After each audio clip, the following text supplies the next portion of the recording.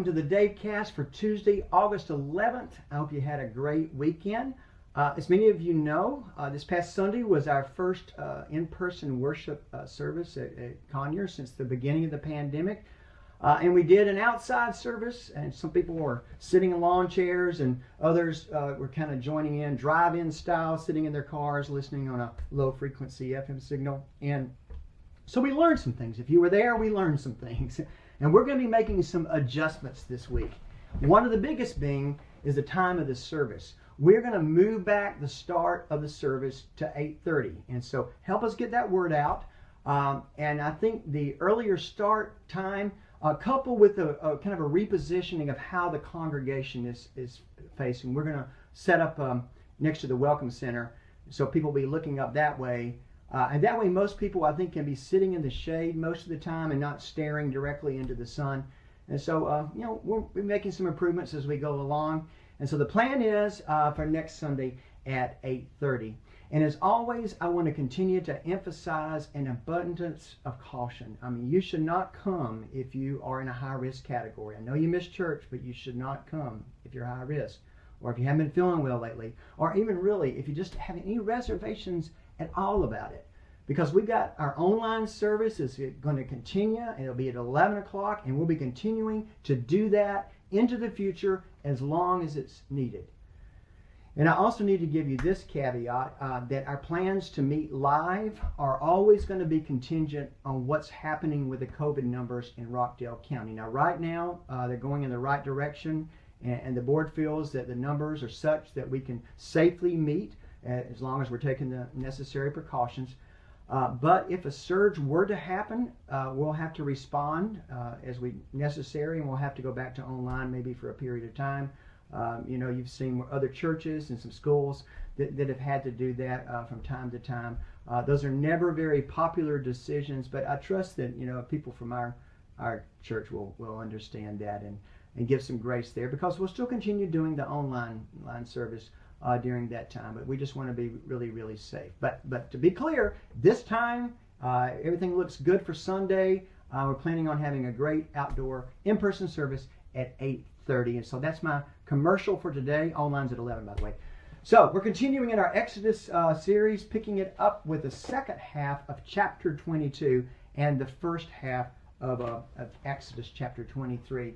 And even though we're still in the section about case laws, which is thankfully almost over, I think you're going to notice a change today, a change in theme. So far we've looked at capital offense laws and property laws and laws about stealing and stuff like that. But today you're going to see emerging this overarching theme of justice. And I want to be upfront in saying that this passage will be a little bit longer than what I've been reading and we've been studying in the past. And I'm also going to look at a couple of other scripture passages throughout the Bible. So there's a lot of scripture reading today, but nothing wrong with that, right? But I want to show how it all connects together is one of the overarching themes of the Bible. And it's also going to serve for the foundation for both today and Thursday. We'll be considering these verses all week because it's very, very important and timely, I think, for our world today. And so here we go. Here we go. All right. Do not mistreat or oppress a foreigner, for you were foreigners in Egypt. Do not take advantage of the widow or the fatherless. If you do, and they cry out to me, I will certainly hear their cry. My anger will be aroused, and I will kill you with the sword. Your wives will become widows, and your children fatherless. If you lend money to one of my people among you who is needy, do not treat it like a business deal. Charge no interest. If you take your neighbor's cloak as a pledge, return it by sunset, because that cloak is the only covering your neighbor has. What else can they sleep in? When they cry out to me, I will hear, for I am compassionate. Do not blaspheme God or curse the ruler of your people. Do not hold back offerings from your granaries or your vats. You must give me the firstborn of your sons. Do the same with your cattle and your sheep. Let them stay with their mothers for 7 days, but give them to me on the 8th day. You are to be my holy people. So do not eat the meat of an animal torn by a wild beast. Just throw it to the dogs. Do not spread false reports. Do not help a guilty person by being a malicious witness. Do not follow the crowd in doing wrong. When you give testimony in a lawsuit, do not pervert justice by siding with the crowd. And do not show favoritism to a poor person in a lawsuit. If you come across your enemy's ox or donkey wandering off, be sure to return it. If you see the donkey of someone who hates you fallen down under its load, do not leave it there. Be sure you help them with it. Do not deny justice to your poor people in their lawsuits. Have nothing to do with the false charge, and do not put an innocent person or honest person to death, for I will not acquit the guilty. Do not accept a bribe, for a bribe blinds those who see and twist the words of the innocent. And then finally, do not oppress a foreigner. You yourselves know how it feels to be foreigners, because you were foreigners in Egypt. All right, so this passage begins and ends with this law. Remember, this is still in the section about case laws. So this law about foreigners that would come to the land of Israel once they arrived and inhabited the land. And so the first time we hear it, it says, do not mistreat the foreigner. And then later it says, then don't oppress the foreigner. And then God reminds them that they should know how that feels, because they were foreigners in Egypt. And so they should know how it feels. And the reason for this was that foreigners were common in the ancient world because of famine and war and other kinds of things. People would be forced from their homelands, and the only life that they had ever known, and suddenly, they're strangers in a strange land, trying to get food or safety. And so we see here from the start, and it will be witnessed throughout the rest of the Old and New Testament. From the start, though, God's people were charged with welcoming foreigners. I mean, from the beginning, it was their mission, to be the blessing of all. Remember, God promised Abraham, the founder of Israel, in you, all the families of the earth will be blessed. And so that's carried on to us. God's plan was for Israel to be a blessing to the world, to light to the nations. And so it's expanded to us. We are to be a testimony to God's heart for all of humankind.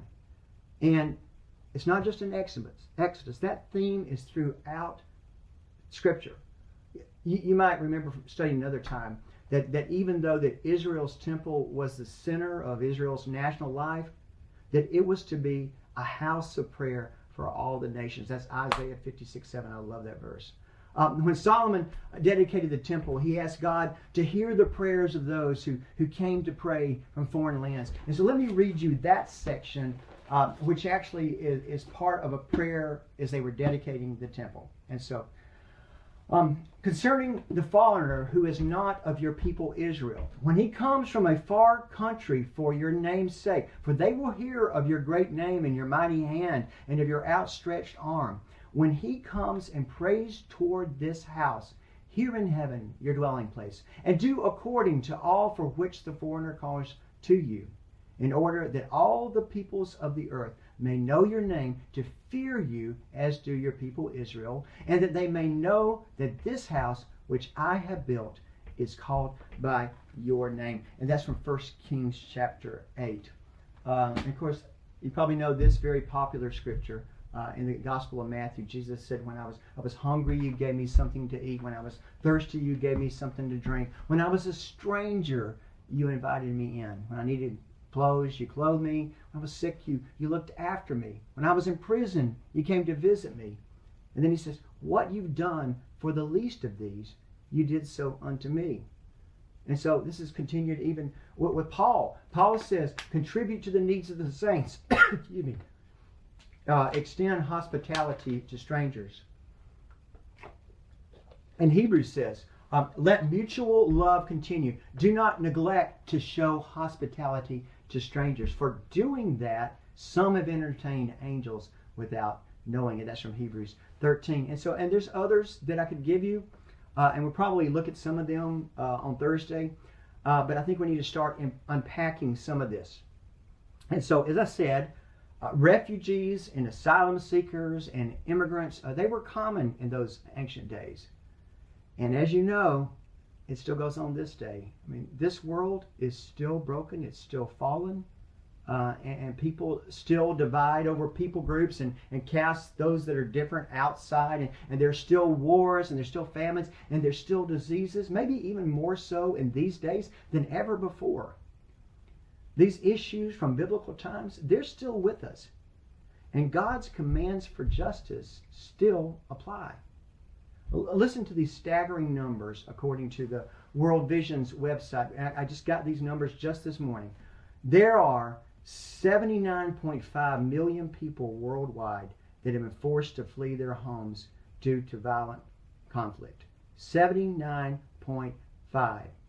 From Syria alone, there are 6.7 million refugees and asylum seekers. You know, it's been a lot about Venezuela lately. There are 4.5 million refugees, asylum seekers, people being displaced abroad from Venezuela. And it goes on and on. And a lot of people these days, including a lot of so-called evangelicals, say, not our problem. We need to take care of our own first. Well, Cain said to God after he killed Abel, am I my brother's keeper? That's a hard question. And so, as we've been going through this book of Exodus, and especially through these case laws, I've been trying to present you with practical applications to how do we take these scriptures and apply them to our present time. You know, and I really try to do that with all my preaching and teaching, hopefully. I mean, I believe studying scripture isn't just an intellectual exercise, right? It shapes our faith and informs how we are to live. I mean, I truly believe that. I know you do too.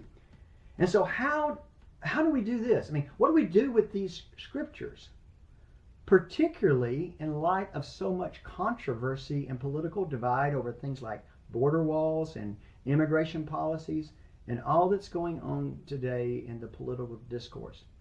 I don't really know of anything that's much more controversial and divisive right now than the whole issue of immigration and the debate over border security. And, you know, it's so toxic and so divisive.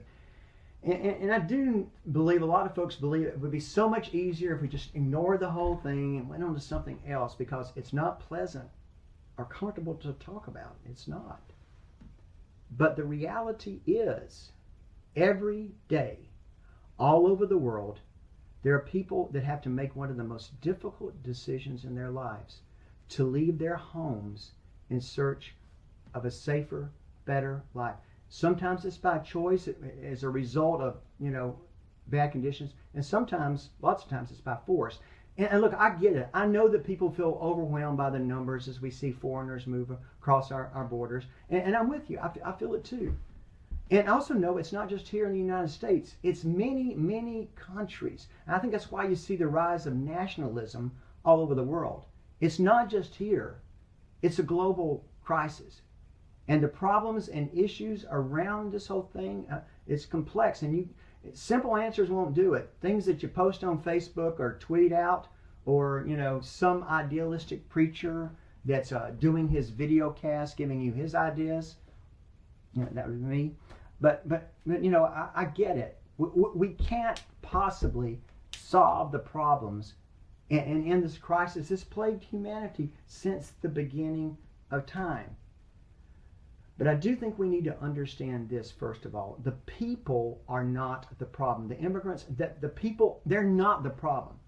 The refugees, the asylum seekers, they're not the problem.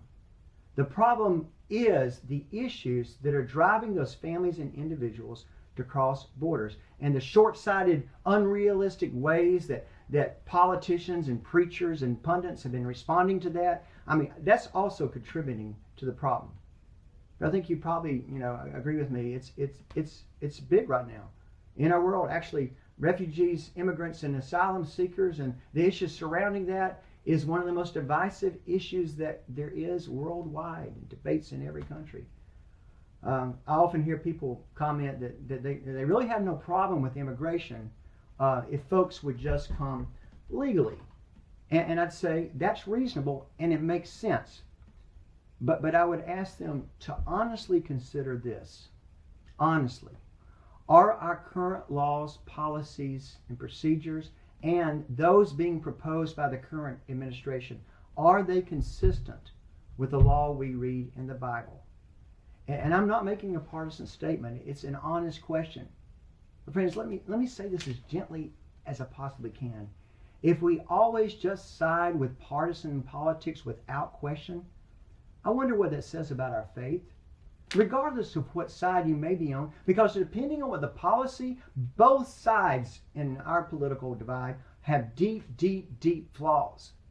And so does this matter? Does our faith matter? And my answer is, and I think yours too, is of course it does. If we're Christian, I believe it absolutely should matter. And the policies and procedures that our government's practicing, we need to look to make them consistent with the teachings of Christ. That's our values. And so rulers and politicians and pundits, they've known this throughout history, that one of the best ways to control the people is to make them fearful. John Adams, who's one of our founding fathers, he said this. He said, fear is the foundation of most governments. Fear is the foundation of most governments. And sadly, I think we know he's probably right.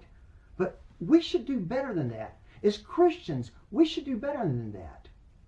Now, I just can't stand political ads, and that's about all you see when you turn on the TV these days, because they play into so much to fears. And you see it on both sides. If you elect their opponent, the world's going to look like an apocalypse. But of the places that I see fear being used to manipulate maybe the most is this whole area around immigration. And it disturbs me.